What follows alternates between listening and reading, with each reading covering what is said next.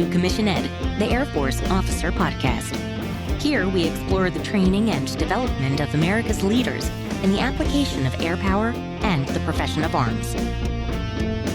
The views expressed are those of the hosts and do not reflect the official policy or position of the United States Air Force, Department of Defense, or the U.S. government. The mention of companies by name is solely for the purpose of discussion and should not be implied as endorsement.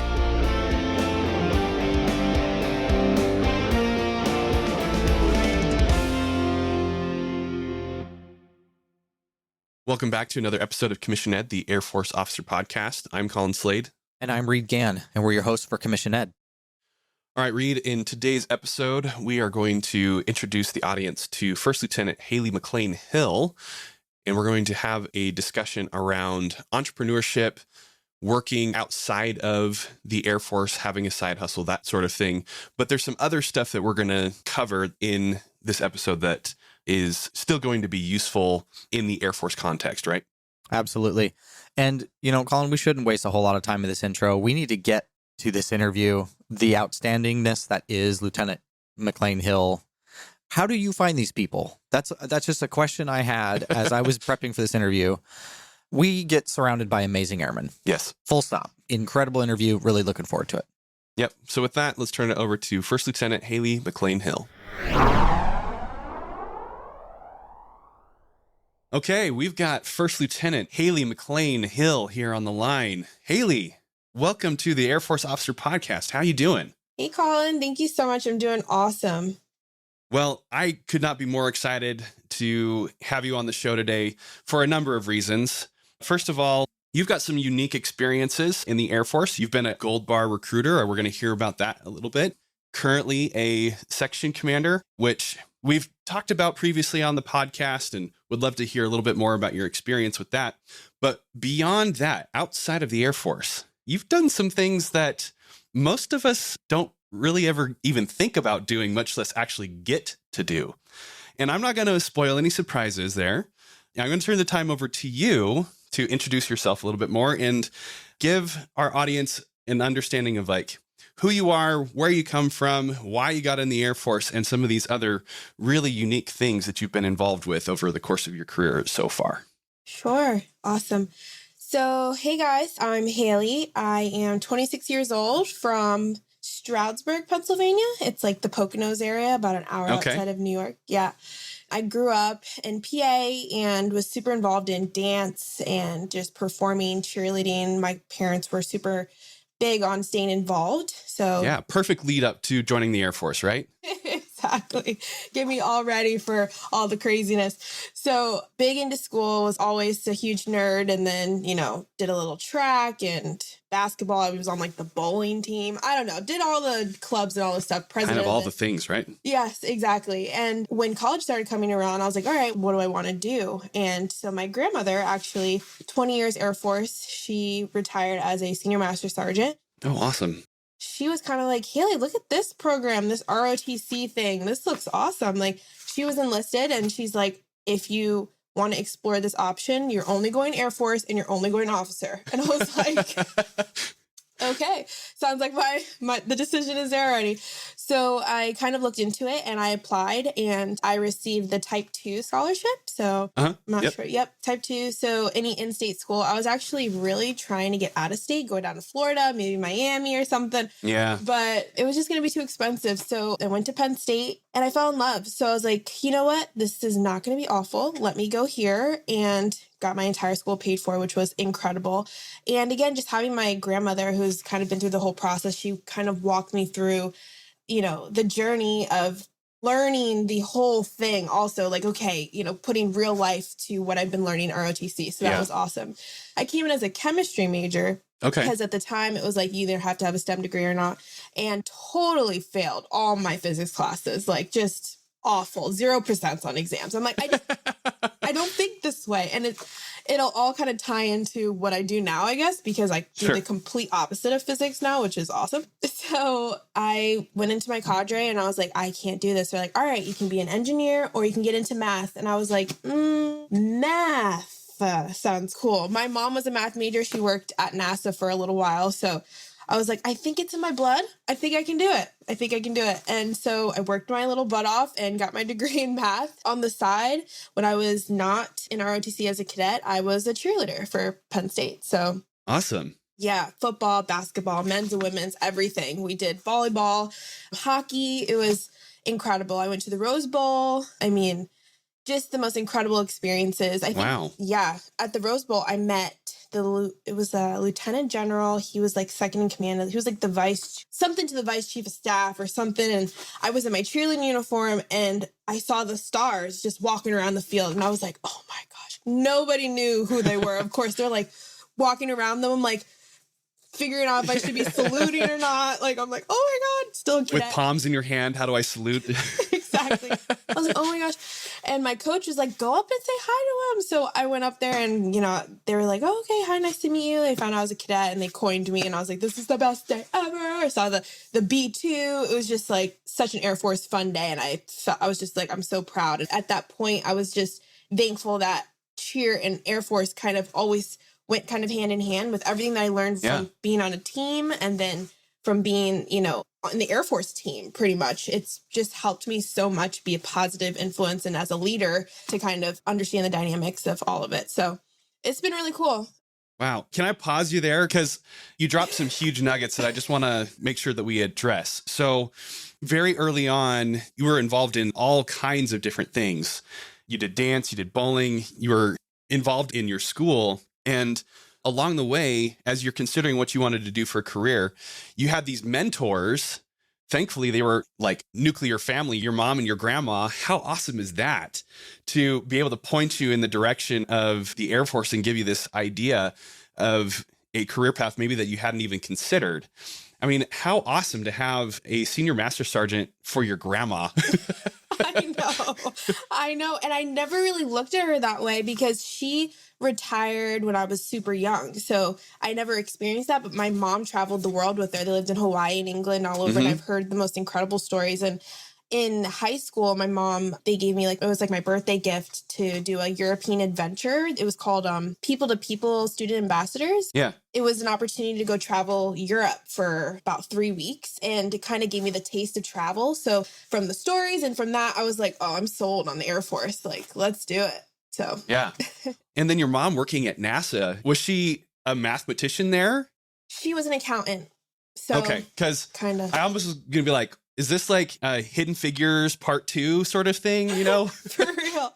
I know. No, she's like, oh, it wasn't that big of a deal. I just dealt with some of the money things and whatever. Oh, I'm like, yeah, just some of the money. I know. I'm like, Mom, you worked at NASA. I'm like, you're legit, man. Like, you're so legit. So, yeah, I mean, she actually became a stay-at-home mom, so she worked for NASA, and then my sister was born. We're 7 years apart. So once my sister was born, she became a full-time stay-at-home mom. But, still total badass. So yeah, so awesome to have these mentors to guide you along the way and have them so close to you. I mean, obviously, not everybody's going to have their parent or their grandparent as the direct mentor for them, but it shows the importance and the value of having a mentor, especially from the early years, helping to answer some of these questions and give you guidance in the direction that you can go. Absolutely. I mean, from when I was a child, it's always been at the forefront, studies is absolutely number one, and just setting yourself up for success. Like, it was constantly like, okay, what are we going to get you involved in that's going to add to your resume per se to make you a valid candidate for college and just in general being a well-rounded human. So it wasn't just like you're only going to be a dancer. It was like, okay, no, you're also going to be in student government. You're also going to play an instrument. You're also going to do these types of things. So it's like very whole airman concept from the beginning, Yeah, right.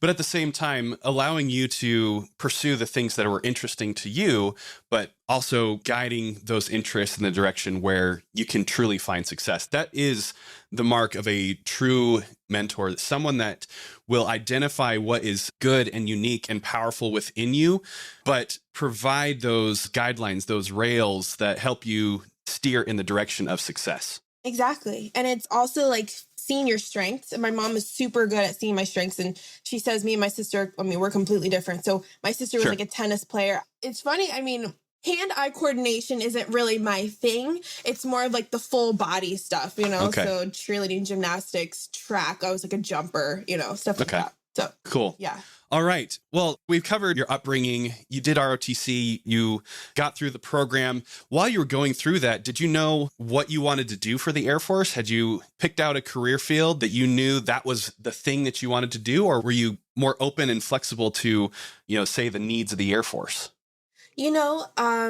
I actually didn't really know coming in. My grandma, again, kind of was like, she was in the dental field, so I knew I wasn't going to go in that direction.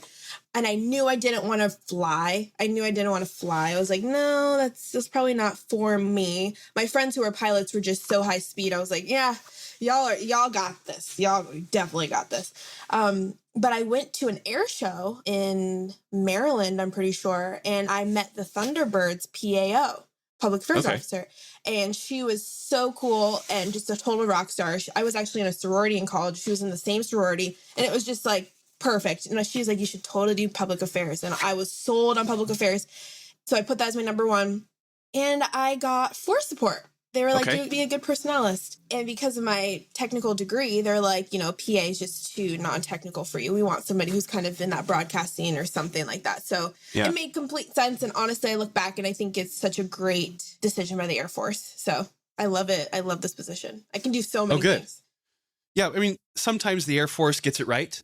We think we know what we want, but the Air Force, through sheer force of numbers, because they've been through this so many times, and also just because that's where they needed you. Right. Yeah. I mean, it very could have ended up that, you ended up in like aircraft maintenance and you hated it. Well, I did end up there, but as a section commander. Oh, okay. Well, so let's pull on that thread then. So the Air Force gives you force support. Mm-hmm. You go on active duty. When did you enter active duty? When did you graduate and all that? May 2018. Okay. So it's been just a little over 3 years now since you entered active duty. You came in as a force support officer. You went through the normal training pipeline. Walk us through what happened from there. Wasn't there a time that you did gold bar recruiting as well? Right. Yeah. So when I was about to commission, they always put out special duty assignments, just like in the Air Force in active duty. So I saw this one. I was like, you can be in a city, you're not on a base.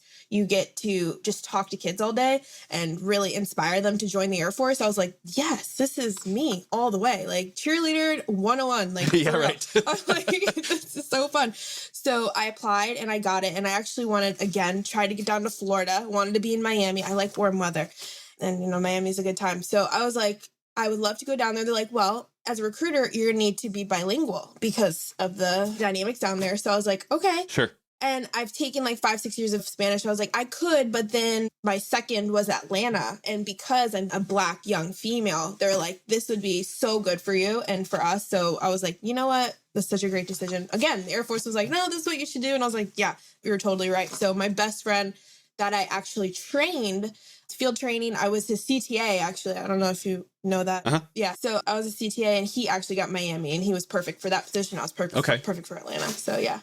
It was awesome. Okay, so let me just make sure that I understand this, that the audience understands what happened here. So as you were getting to the end of your time in ROTC, you weren't on active duty yet, right? Correct. That's when you heard about this opportunity to be a gold bar recruiter. You applied, got accepted. The Air Force gave you the option of a couple of different cities. Your first pick was Miami, Florida, but you also had Atlanta on there. And so the Air Force matched you to Atlanta. Is that all correct? Correct.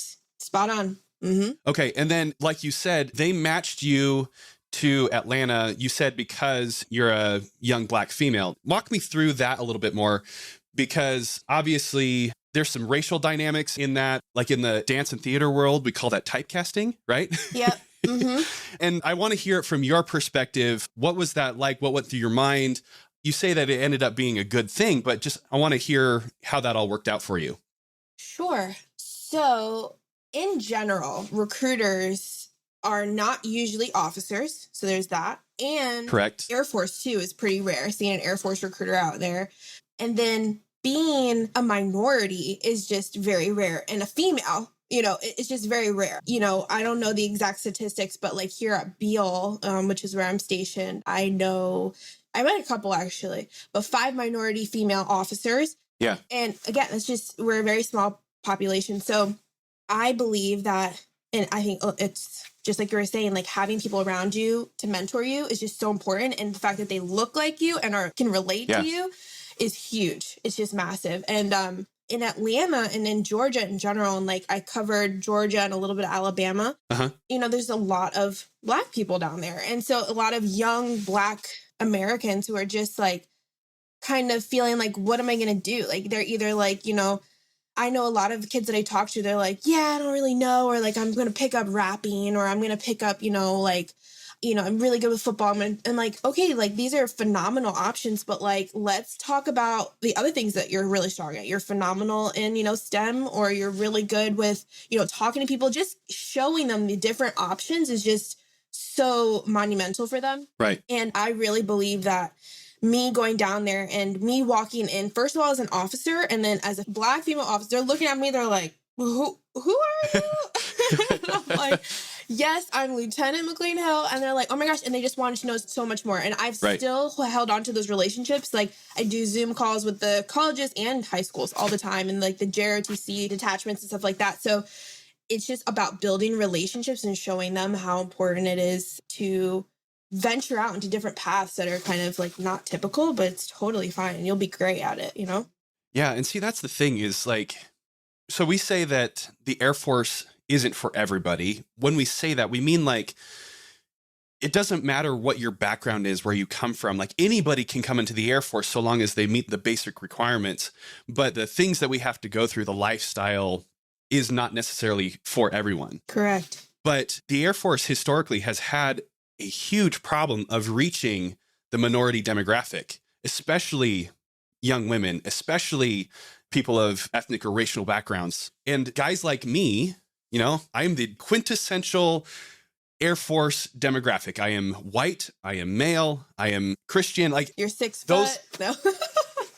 Like I was a shoo-in essentially, right? Yeah. Because everywhere I go in the Air Force, I see people that look and talk and think like me. Mm-hmm. And that makes it really hard for me to connect to the rising generation that doesn't look, talk, think like me. Exactly. And so we need people like you who are every bit as capable and just crushing it in the Air Force to go and reach that demographic that I can't. I mean, I can connect with people of different genders, different races, different backgrounds. Of course. But that first initial impression, getting through the door, climbing over that wall, if you will, there's a barrier to entry there that you are able to much more easily navigate than I could.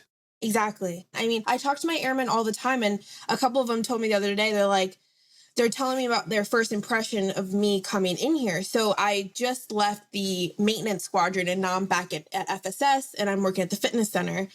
It's so funny. Like, they're like, first day you walked in, we were like, you're an LT? Or they're like, just those types of things. And I'm like, and we have such great open conversations that I can relay up the chain, or like talk to them about, hey, this is what leadership is really trying to say, and communicate to them in the way that they will really understand, and like, be like, okay, like, yes, got it. And it's just being human. You know what I mean? Sometimes like they see me and that's the other thing. I'm mixed race, so I'm Black and Irish, and like I've kind of grown up around both my entire life, and that gives me the opportunity to be very transparent and just being kind of like that person who can kind of get all sides. So it's not a bad thing, it's not a bad thing that sometimes you can't relate to somebody, but it is so great to kind of have that opportunity to be like, all right, I think she's gonna kind of understand where I'm coming from here, and I can be like, this is really what it is. So. Yeah. I think it's just fantastic that you, one, are in the Air Force at all. Thank you for taking the time. Thank you to your mentors for showing you that path. And then two, that you took the time to kind of give back and be that mentor to others, that you saw the opportunity within the Gold Bar recruiting assignment, that you took that opportunity to connect with people who don't even know what they don't know, right? Exactly. And show them that this is a possibility. And thank you for your willingness to be open and honest about what the experience was. And really, that's where this needs to be. And we'll move on to some other topics here, but just the takeaway for you and me and for the audience here is just be willing to talk. Like, yes, there are barriers to entry, barriers to these kinds of conversations. But if you are willing to open your mouth, if you're willing to then shut your mouth and listen, if you're willing to engage in an honest dialogue with somebody who doesn't look, talk, or think like you, then that's where really magic is going to happen. That's where innovation and creativity, and it happens at the borders, at the intersections. That's where the true magic is going to happen. 100%. And you can learn something from anybody that you come across. Everybody that I meet, I look at them, I'm like, what are you going to teach me today? Like, that's how you got to look at it.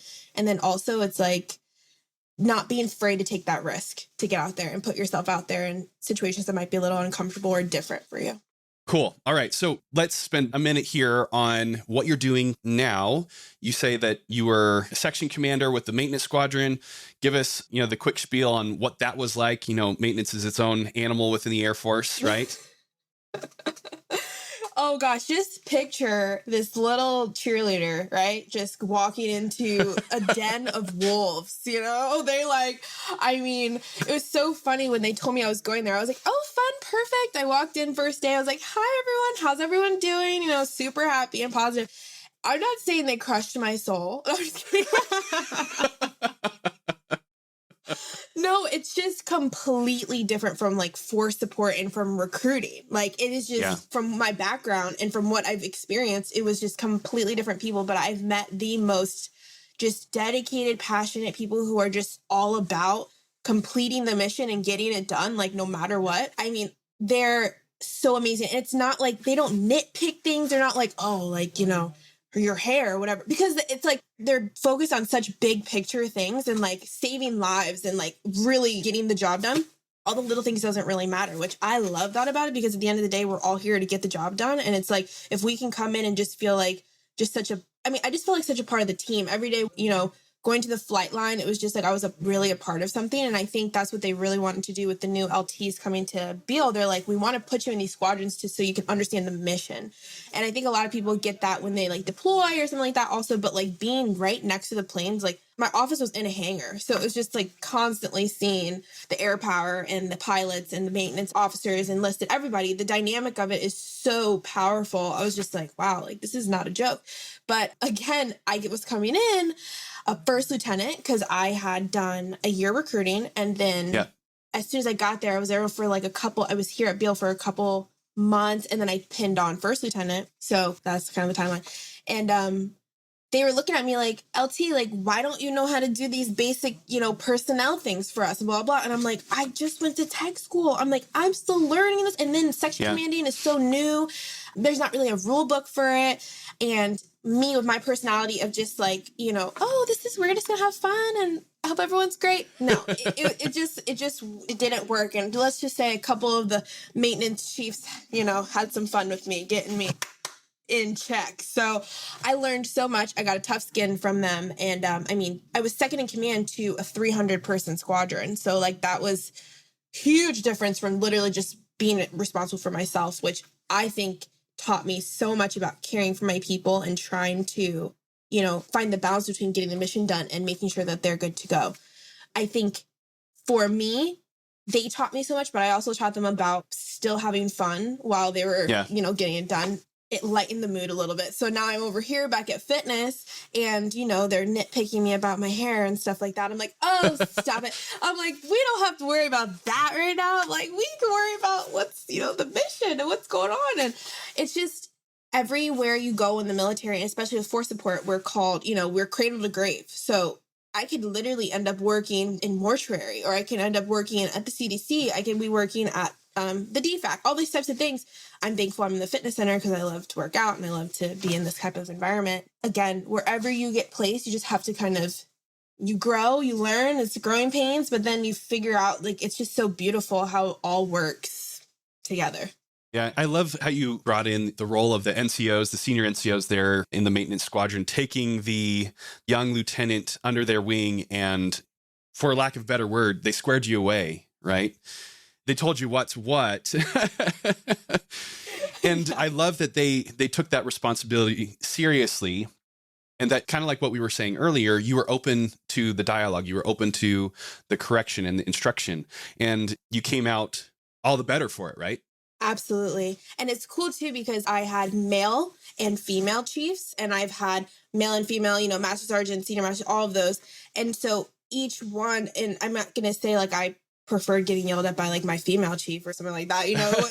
It wasn't anything like that, but it's really cool to see how both handle their situations. And then to be able to, it was nice. I had one master sergeant, her name was Amy, and she was amazing. We're still close. She PCS to Florida, but she still will look after me and be like, okay, LT, are you learning this? This is what you need to be on top of, all this stuff. And it's just like that motherly feeling because you're away from family. And also like life happens. It's not just the Air Force. So it's like you have someone there who's going to be like, I understand. And this is how you handle it it's just finding the balance with it. Cause it's a lot sometimes. It's a lot. So it helps me personally and professionally.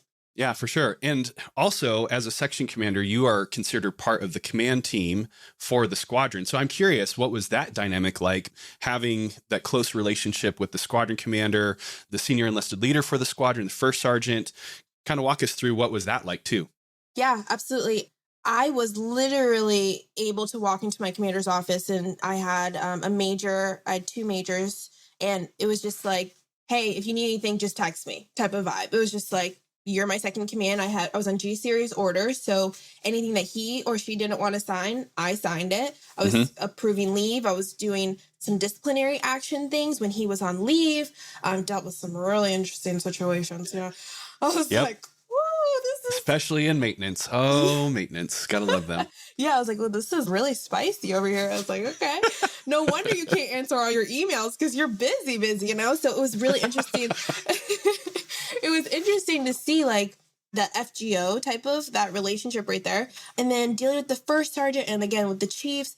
And usually LTs and maintenance are kind of like, LT, you know what I mean? Because we're still learning and everything, but they all really just kind of held me here. They're like, okay, we get that you haven't had a lot of experience in general. So we're just going to really absolutely set the standard and hold you accountable. But at the same time, we're going to understand that you're learning. So I absolutely loved it. And I think it allowed me also to understand that I needed to really learn how to set boundaries and not just play the little LT card all the time. You know what I mean? It was like, okay, I'm actually calling the shots sometimes, and I need you guys to respect that. And I need us to have that relationship. So that was interesting too, because I think I got kind of close with a couple people that I realized I was like, oh, there's no boundary there now. So it's really hard sometimes. And I'm a very open and honest person, but you can still be that way. But you just have to make sure when the time comes, you have to be the one to be like, I'm making the decision. This is what it is, like it or not. But over here now at fitness, I'm like in a flight now. I'm not at that level. And so now that I can't just go walk to the commander or I have to I'm like, what? I'm like, use the chain of command and all that. Yeah. I'm like, this is complicated. I'm like, I just need to ask him a question. So it's, again, just all a learning process. Yeah, it's such an interesting thing. You said that sometimes, even as a lieutenant, you are in a position where you have to call the shot. And that is something that I don't think we, as an institution, especially in our commissioning sources, do a good job of really communicating and training for, is that once a commissioned officer, you hold the exact same authority, from the President of the United States and the Constitution, as any other officer of any other rank. Should the situation call for it, you absolutely have the responsibility to make that decision, to call that shot, and do so effectively for the benefit of not just the Air Force, but the person that you are trying to correct, rehabilitate, direct in the right direction. And you got to be prepared for that. When the pitch comes your way, you got to be ready to swing. Oh, yeah. And you have to know that people are expecting that from you. Like your airmen, your civilians. Like I was in charge of 4 civilians who are all 65 years old. But they're but they're looking at me to when we have staff meetings and stuff, it's I can't just come in and be like, hey guys, what's going on? They want me to come in with a plan. They want me to know what we're doing. They want me to understand if someone's having an issue with somebody else, how to handle that. And I'm like, aren't you guys 10 times my age? Shouldn't you be able to handle this? But they're looking at me to make those decisions. So it's it's not a fake it till you make it, but it's just kind of I don't know. I honestly think it's like an experience thing, honestly, especially in ROTC, you're around your peers so often. When you're in active duty, you're really not. So it's like, it's hard to simulate that in that type of environment. But, I did try with being like a CTA. I got the opportunity to work hand in hand with officers and like see how they handle things. And like, I think the biggest advice I can give to ROTC kids, like to be prepared for that is to like, number one, take those leadership positions, of course, and just put yourself in them then. Get it out of the way, get the uncomfortableness out of the way. But then also like, I don't know, get a real job in the real world for a little while too and see what it's like. Yeah. Dealing with people. For real. Yeah, for sure. Okay. So therein is a fantastic opportunity for us to transition to the real meat and potatoes of why we're here today. Yes, we wanted to talk about your Air Force experience, as short as it may be. No offense. You're still a young lieutenant, but look at what the ground that we covered. There's some really fantastic lessons from your time getting into the Air Force, Gold Bar, being a section commander, that, even the colonel with 25 years in service can learn something there. But really the reason why we're here is to talk about the things that you have been involved with outside of the Air Force. Now, I left that little nugget there at the beginning of the show. I didn't want to give away the surprise. Haley, if you wouldn't mind, tell the audience a little bit about what you've been doing outside of your active duty service. Absolutely. When I was in Atlanta, I was recruiting, but I also was a NFL cheerleader for the Atlanta Falcons. What? Yes. Okay. Air Force officer on active duty. Yes. Full-time job and commitment. Yes. To that. Mm-hmm. We're also an NFL cheerleader. Yes. There goes my head. Okay, you're going to have to explain all this. I will, gladly. So a lot of people have no idea what the pro cheer world looks like. They look at the cheerleaders, are like, they're beautiful and they must be getting paid millions, just like the players. And, gosh, all of the things that come with it that are not very great, like not very nice usually. It's just, people are just not, it's just something a lot of people don't think about. So sure, because why would they? Yeah. The combination of Air Force officer and NFL cheerleader, just, those things don't mix, right? Right. You just don't ever hear about that. Kind of like what we were saying before, people don't know what they don't know. Exactly.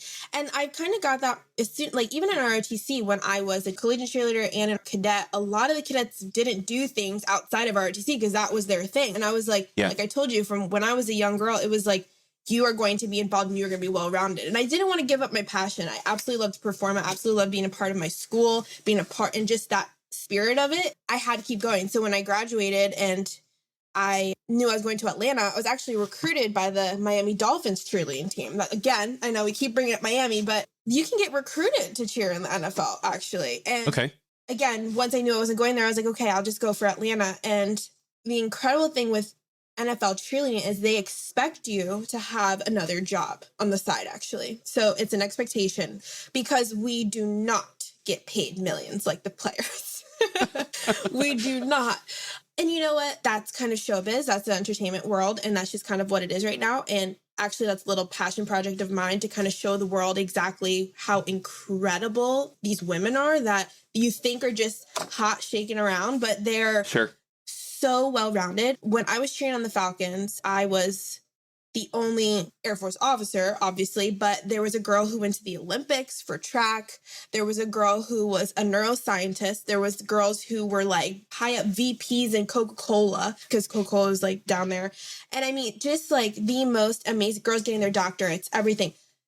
It's expected of you to be wow women because you have to be able to dance. You have to be at that level where you are competitive. When you're trying out for a professional team, there's about 300 to 400 girls trying out for positions. Wow. That usually there's only about 4 or 5 opening, but there's 32 to like 26 to 32 girls on the team.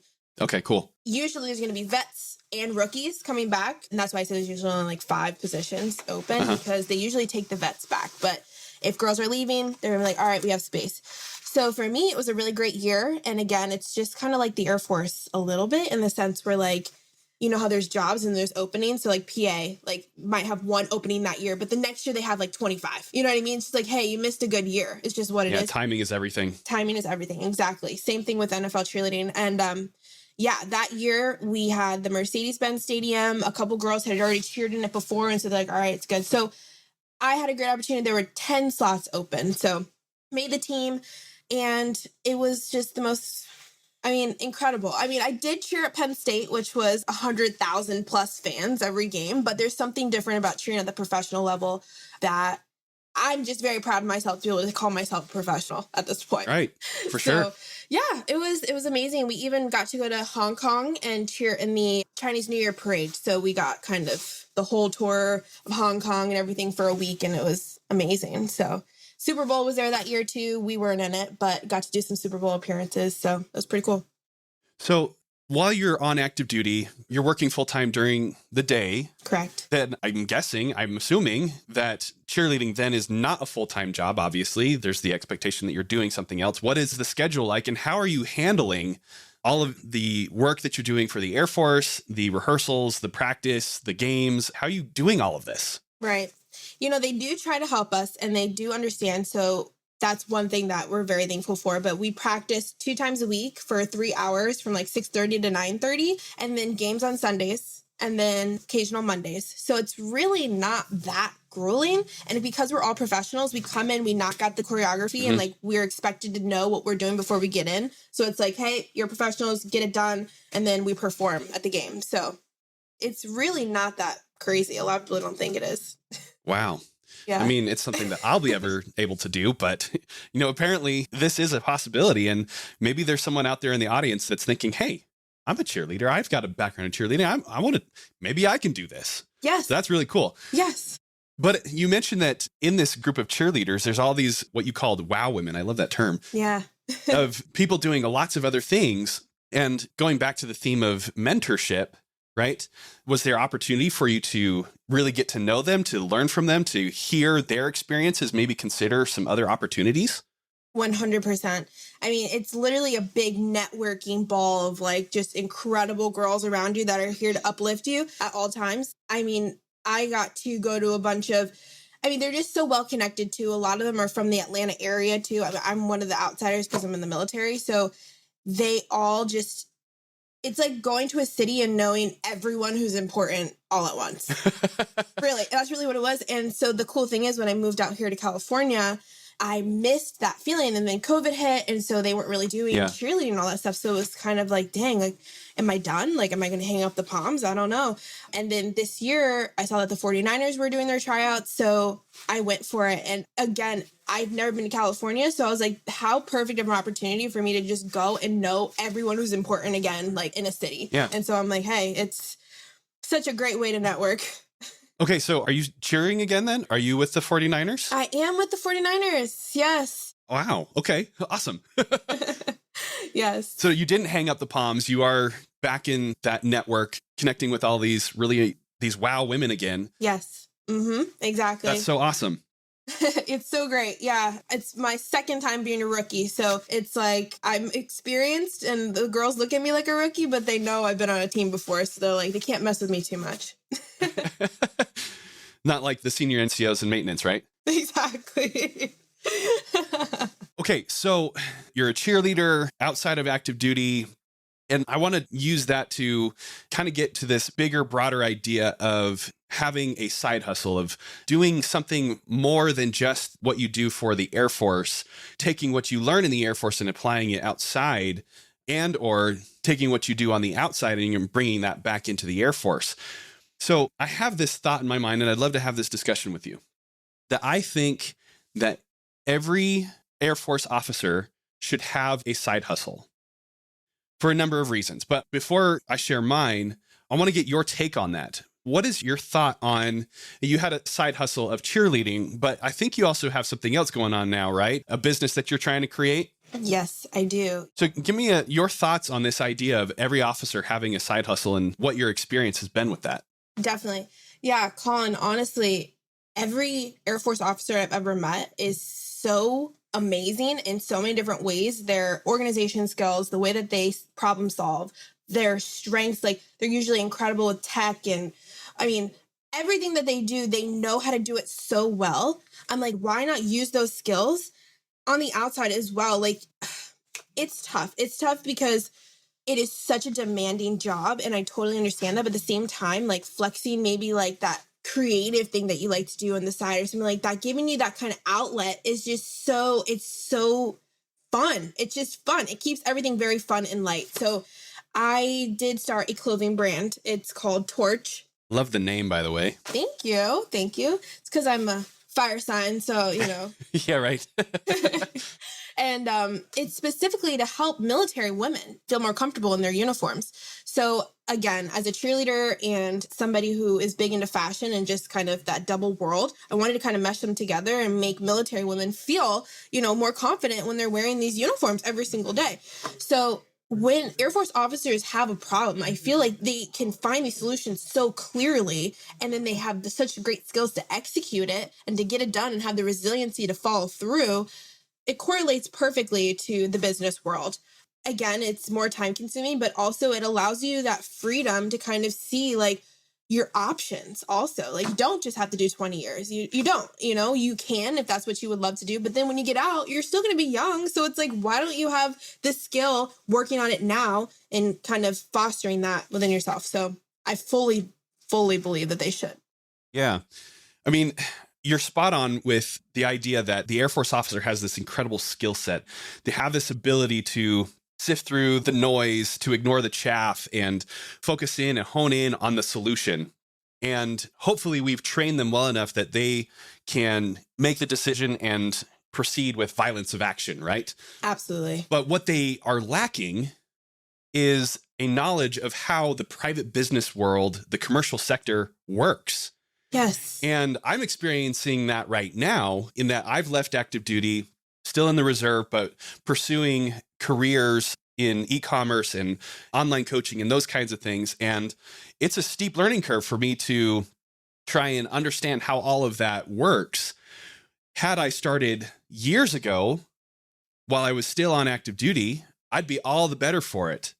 And not only would I have the knowledge of all those things, but I would have the experience of having solved those problems outside of the Air Force context. And then on top of that, everything that I have learned so far about the private business world, the rapid innovation, the continuous process improvement, the emotional intelligence, and those things that they care so much about, I could bring that back into the Air Force and be a better Air Force officer because of it. Exactly. And I wish that we were better at helping, again, it's a mentorship thing, helping Air Force officers to see the opportunities that are before them outside of the military while they're still in the military. Right. The Air Force is very supportive when it comes to showing you that you can be whatever you want and you can perform at this excellent level. But it's really the members' responsibility to really go after those resources and to see and to apply themselves outside of their service as well, to be able to learn and grow. Because I think a lot of people are like, oh, I got my degree, you know what I mean? I'm good to go. I'll get my master's and like, that's what it is. And it's just school. But it's like, no, like you need that real world experience too, to become a better person also and to grow as a person. So yeah, see, you're hitting it on the head right there. The Air Force is really good at helping you progress academically, to progress in your knowledge on a topic through the Air Force lens. What the Air Force is not good at, even with things like education with industry, that's a good attempt at it, but there is nothing that compares with starting your own business and identifying the pain and the passion points of your potential customer, driving at a solution, sifting through the regulations, the laws that govern business activities, understanding how to create a brand promise and market that and share that vision with the potential customer to the point where they trust you enough to give you their money. In the Air Force, we don't deal with money. You're right. Right? Exactly. And, for us, money affects everything that we do in the Air Force for sure, but we're not a revenue generating organization. And so the bottom line for us is not money. The bottom line is the success or failure of a particular mission. Exactly. Gosh, yeah. I think the second I started to realize how important it is to make money and to like really see myself as someone who needs to generate that type of money was when I decided to get out. So I'm separating in June, doing my 4 years, and I'm getting out. Out completely, or are you going to still be in the reserve? Have you considered that option? I have definitely considered it, but with what I want to do, I really want to be like a free spirit traveling the world. I don't want to be tied to anything. So I really want to be, it's something I think I'm really done. But the thing is, I didn't come up with that decision like right away. I was like, what the heck? How am I going to make money? Like, how am I going to do this? And once I started to get out, here's the thing. It's not that the Air Force doesn't tell us, but they'll tell us at the end.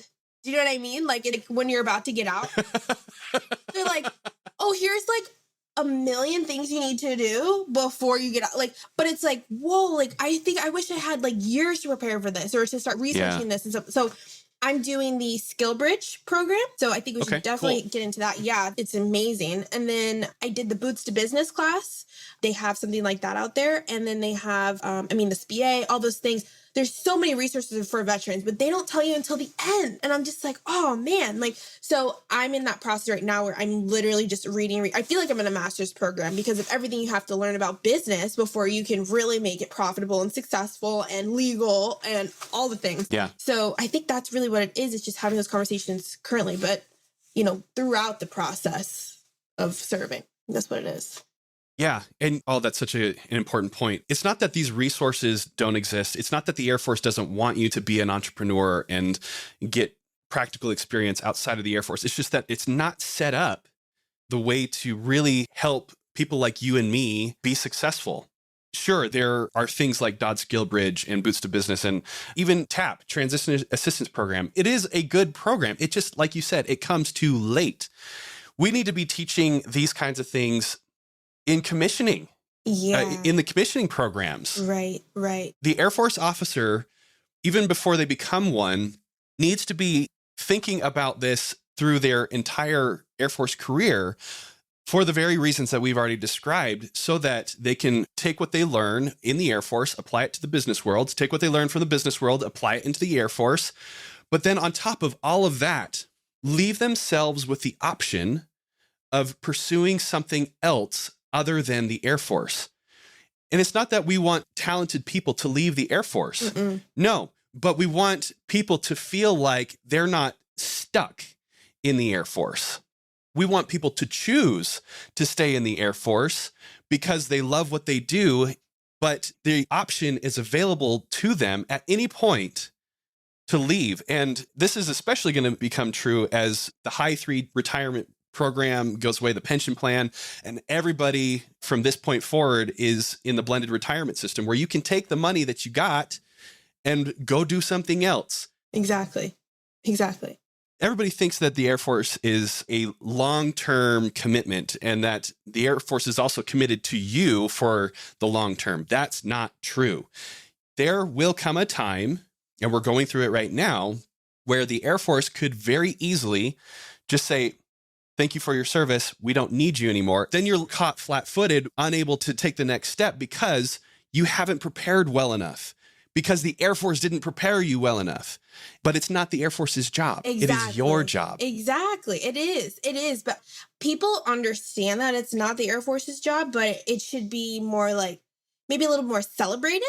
Maybe. I mean, it should be more like, because usually you're seeing like, veteran-owned businesses or whatever. And so it usually has this connotation of like, okay, they're done. And then they made something. Now they're in this like group with like veterans that start businesses. But it's like, we need kind of that vibe of active duty people who have that drive to be doing that type of exploration. And it should be more celebrated, I think. So good. Haley, this has been fantastic. And there's so much more that we could really dig into there, but we'll just have to have you come back, especially once you get Torch off the ground and, you're making all your millions and changing the lives of all of these women in the military, first responders, and also, in the dance world. I see there's an opportunity there for you as well. Yes. I am a dancer also, by the way. Are you, Colin? Okay. I am. Okay, I think the fans want to dance off. I think that's what we have to do next. All right, I tell you what, you come up with the choreography, send it to me, and I will make a fool of myself. Yeah. I'm going to do this. I'm going to do it for you. Okay, just get ready for the choreo.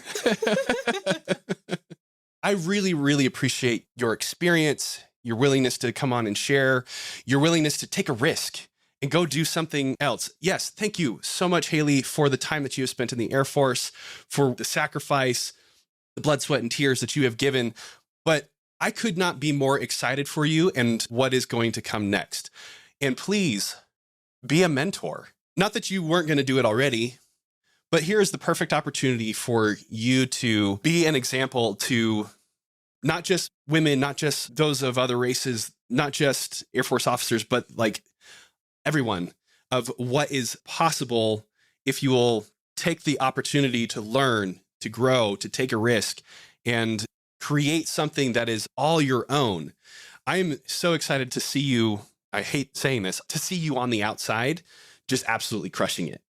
Colin, I'm telling you right now, that means more than you can imagine. And I'm sure as a fellow entrepreneur, you understand there's highs and lows, and it's not as stable as the military. It's never as stable, but really going after, and I have a saying, it's seek what sets your soul on fire. So again, tying into torch and everything, I really believe in like going after what excites you and what makes you happy as a person. It's not all about stability. It's about taking that risk and to go after it. You learn so much about yourself. And for anyone out there listening, I'm seriously always here to talk. I absolutely love when people reach out to me like, how did you do this? Or how can we do this? Or can you talk to me? But like, why are you all so fired up all the time? I'm like, well, because I'm excited with what I'm doing, what I'm pursuing. It's not an easy path, but it's something that I'm very thankful for, that I have, the drive to go for it. And I'm very thankful for the Air Force for giving me that opportunity and to be on my feet right now to explore those options. So I'm very thankful. And Colin, thank you for bringing me on here to have this incredible experience. And we'll be friends. We'll be making TikToks together. It's all good. We'll be sending out that choreo for anybody else that wants to learn it. Okay. So thank you, Haley, for leaving it open for people to get in contact with you. You're obviously not going to be in the Air Force beyond June, so we're not going to use an Air Force address. How would you like people to get in touch with you if they want to learn a little bit about maybe being a Gold Bar recruiter or force support officer, section commander? Maybe they want to be an NFL cheerleader. Hey. How should they get in touch with you? Absolutely. You guys can hit me up on Instagram. I'm super responsive at @Iam_Haley Marie. All right. And if they want to learn a little bit more about this company that you're launching, Torch, right? Heck yeah. Or should they go to learn about that too? Sure. So we have an Instagram as well, Torch_by Haley Marie, or you can go to our website, torchbyhaleymarie.com. Awesome. Haley, thank you so much. This has been fantastic. So excited for all that you're going to accomplish here in the near future and in the long term. It's going to be awesome to see your growth and development. Thank you. You as well, Colin. I know this podcast is going to be a freaking rock star. So thank you for bringing us all together and have these discussions. It's so important. Thank you.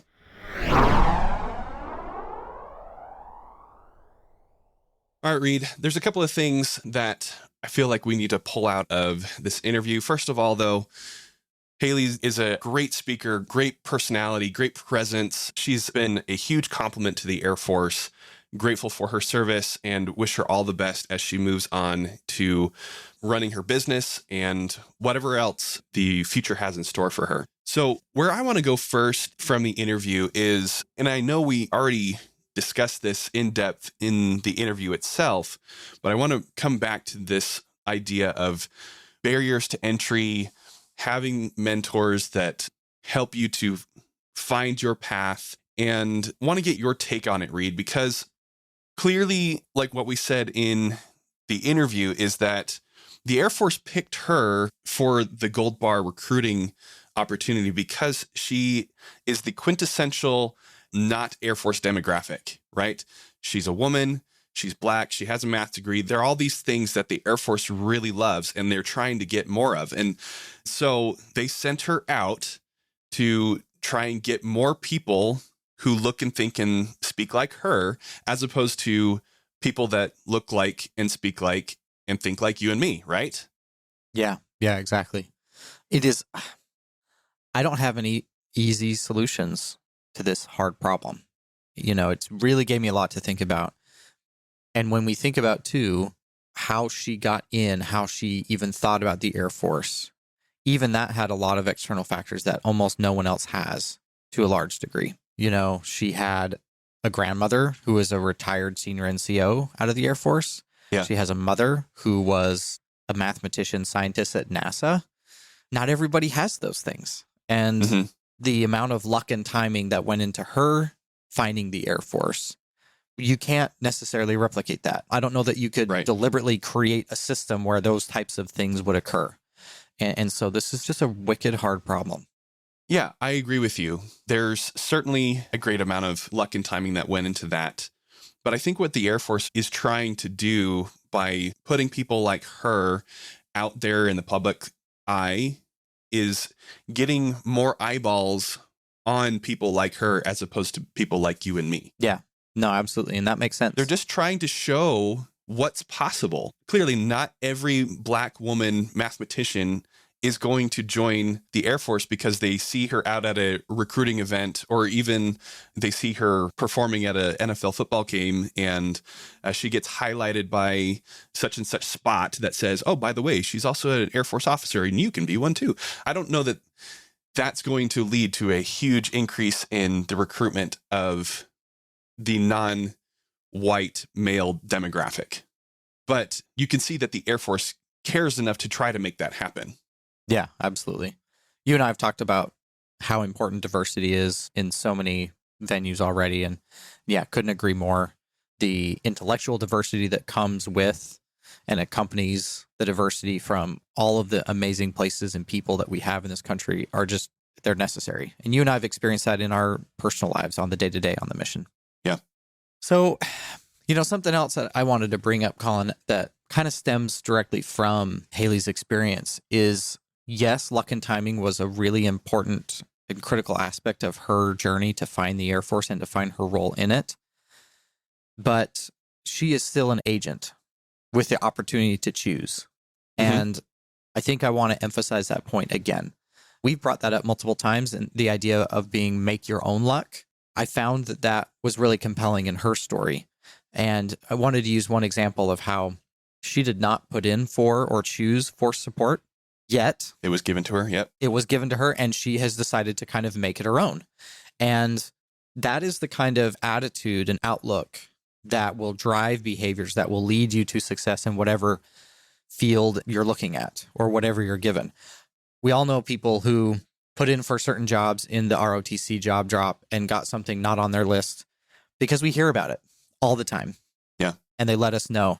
And I think her ability to take action, to be her own agent and to make her own luck is going to lead her to success in whatever she chooses. Yeah. That is such an essential trait for us. Despite maybe what may appear as a storied career history, there is always some element of, and then I put my head down and got to work, even though it kind of sucked. Yeah. And here I am. Yeah. While you're saying this, though, I had this other thought. We've talked about luck and timing, making our own luck. We've had this discussion before, but something that I don't think that we've necessarily talked about that I think is useful here is, yes, sometimes we have the ability to make our own luck, but maybe more often we make our own barriers. We make our own barriers to entry to the thing that we want.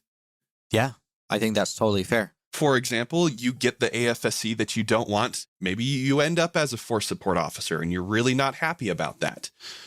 And instead of putting your head down and finding ways to succeed within that career field, you go around to everybody that you know and you gripe about it and you tell everyone, hey, this is not what I wanted. I was supposed to be a pilot for the Air Force. I was supposed to be out there flying the F-35. And yet here I am pushing papers and taking care of, getting retirees their new ID cards. And can you imagine the type of environment that you're creating for yourself and for others by doing that? Yeah, I think that's a really good insight.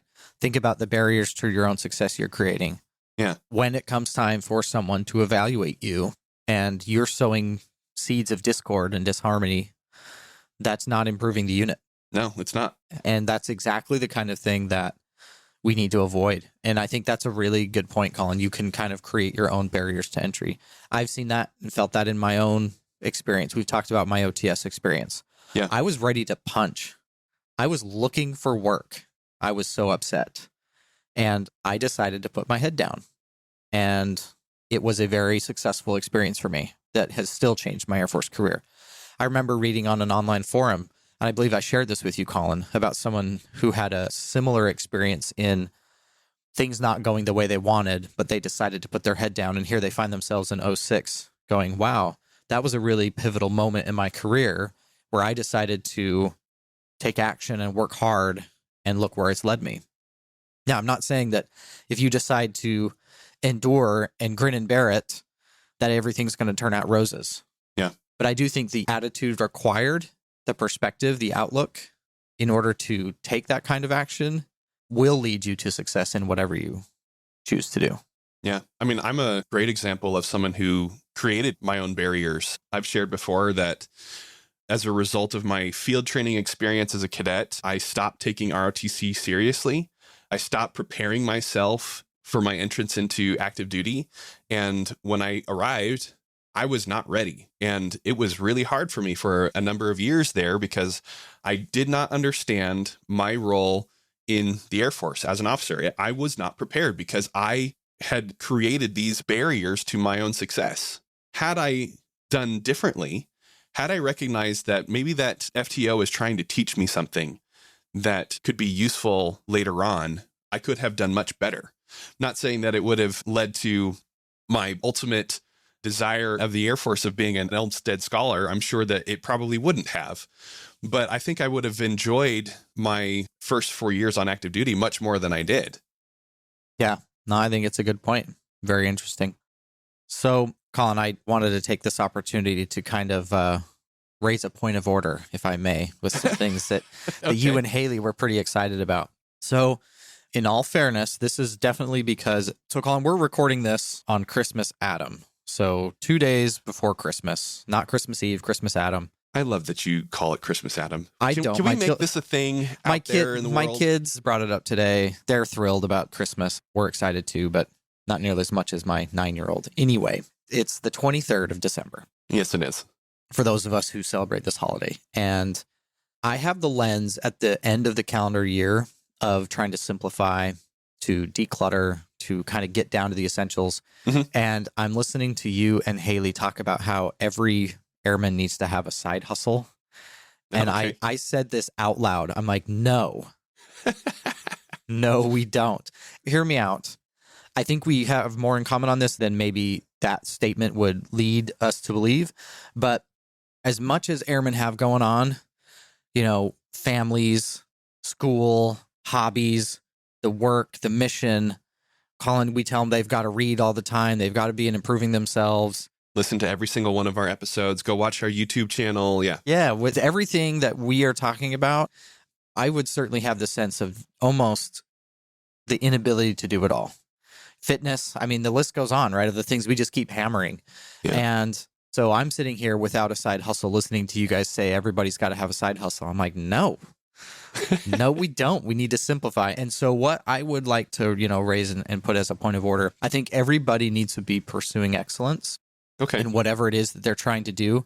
And I think the lens you and Haley have at this moment is definitely focused on that entrepreneurship, that finding the next thing. Yeah. And in that way, you are pursuing excellence. I think that's totally fair. So, but yeah, I just a little point of order. I don't think every airman needs to have a side hustle. What say you? Well, my point of order to your point of order, Reed, is that you do have a side hustle. You're on this podcast hustling. I mean, but I feel this is an extension of my role as an officer to provide mentorship. So, okay, I guess. And and to be fair, I think when other people, in my same station look at me, they would see this as a side hustle. Okay, fine. And you made me do this. I'll just point that out. Yeah, blame me. That's fine. I'll own it. No, but I hear what you're saying. When the Air Force is already asking for its pound of flesh, why should we give it two? Yeah. I understand what you're saying. I hear it. But where you have your lens of wanting to simplify, the place that I am coming from, especially as a traditional reservist, where the Air Force is not my full-time gig, and yet I'm still an officer and I bear the same responsibility that you do in developing future officers.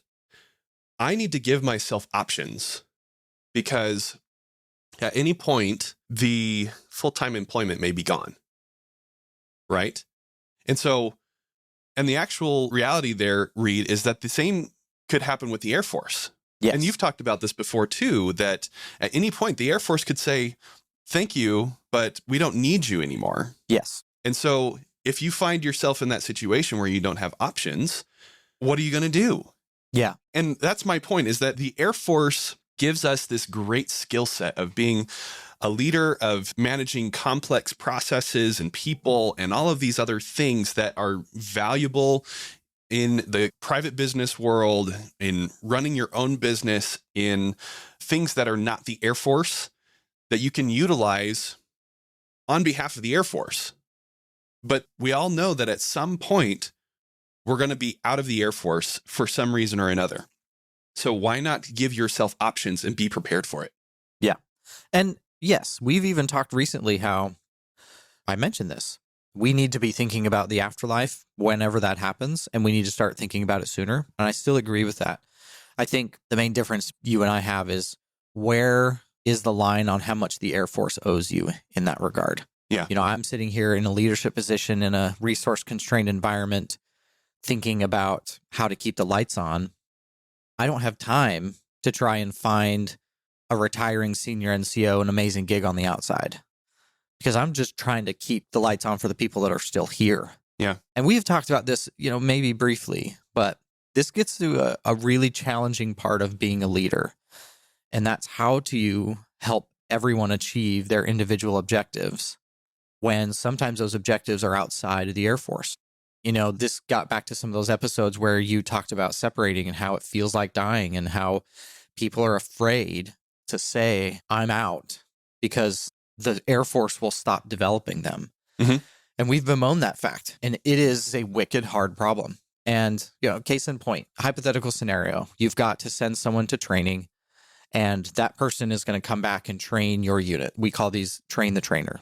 Yeah. So you send someone to get like that next level of experience so that they can come and help other people in the organization.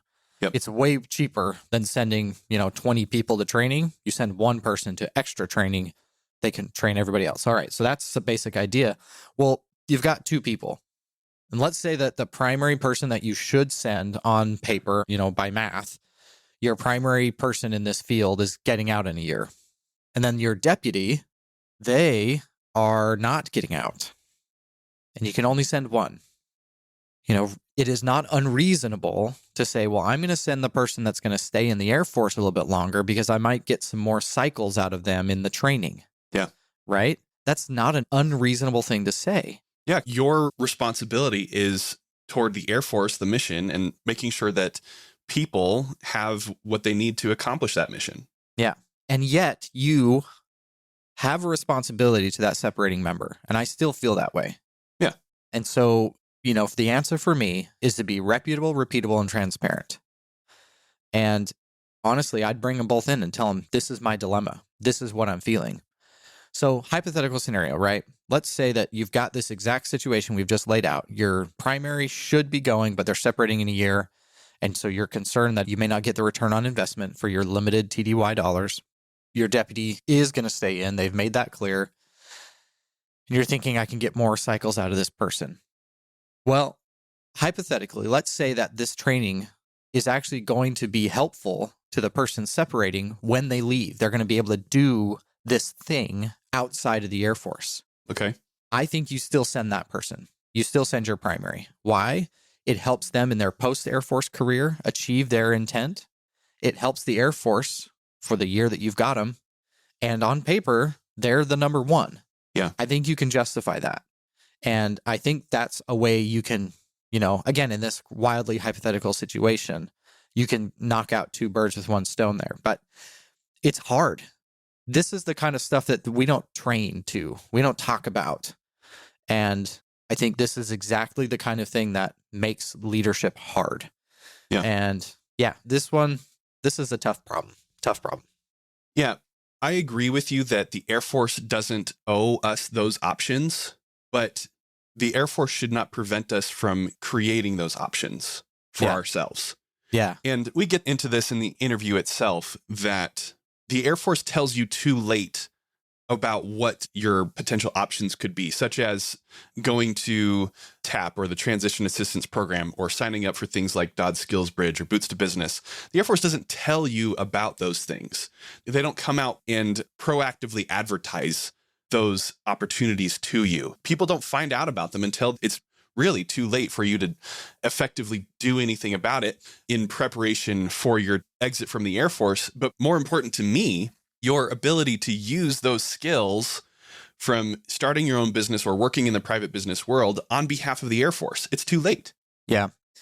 And this is where you and I, this is our point of departure, right? We both agree that there needs to be some level of Air Force involvement in helping you be successful as an individual. Yeah. It's the degree to which, where do we draw that line, right? Mm-hmm. And for me, the Air Force has got a whole heck of a lot to do. And one of those is, the mission of securing airspace to allow freedom of maneuver and decision space for our national leaders. And so that's kind of where I start. Yeah. But again, that's my lens.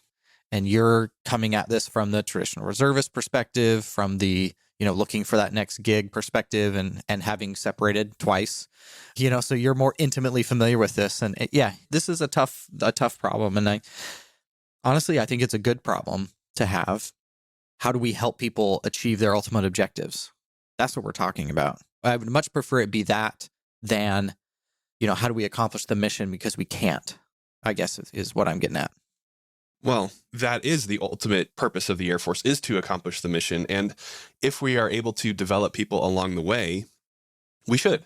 And this is one way that people can be developed, is in giving themselves options, additional experience outside of the Air Force so that they can use it on behalf of the Air Force.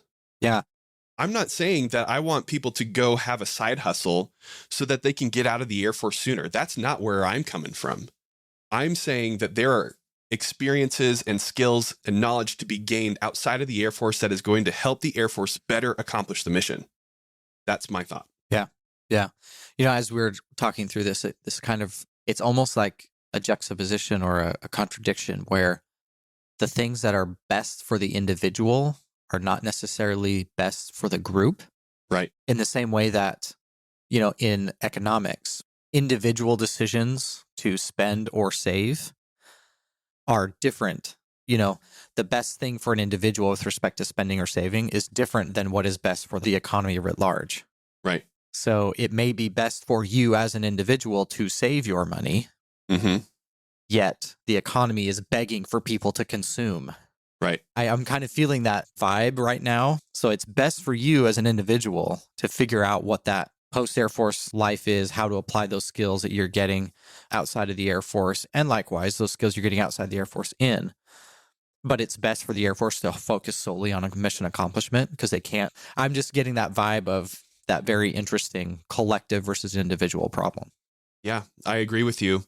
And I wish that we had more to say on how to solve that problem rather than just pointing at the big, hairy problem that... Oh, Colin, if we could solve this problem, you and I would not need to be employed by the federal government in any form.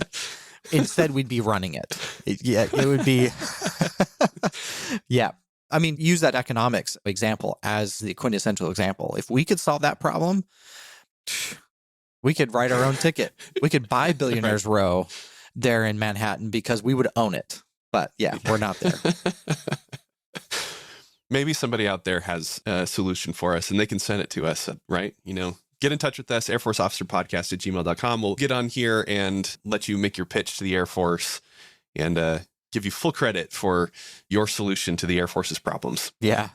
Hey, Colin, thanks so much for bringing on Haley McClain Hill. What a fantastic interview. I am definitely inspired. I did find myself thinking, what have I done with my life to some degree? But you know You're what? not an NFL cheerleader, Reed? I know. I mean, come on. But no, for real. Love to see you in a kick line. Hey, I have great legs, Colin. Anyway, really appreciate Haley coming on. That was a fantastic interview. Again, really inspiring. And I keep coming back to it, man. She made her own luck. Yeah. She really did. And she's going to be successful in whatever she chooses to do. Really excited to have her on. Anything else before we wrap up this week, Colin? Just want to say thanks again to Haley. Wish you all the best. And thanks to the audience for tuning into this week's episode of Commission Ed.